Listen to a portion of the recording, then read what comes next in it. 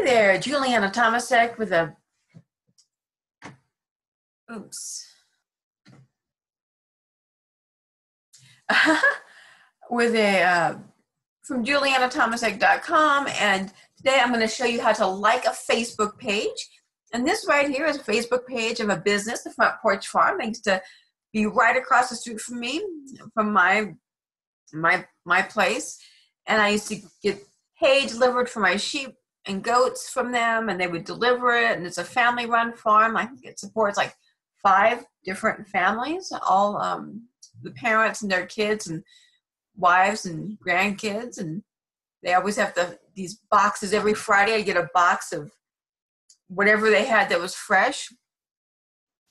And anyway, so here's their Facebook page, and if I want to like their page so that I get all their information, all their pictures, and all their, when they're having the cider pressing, or when the corn is ripe, or they have hay for sale.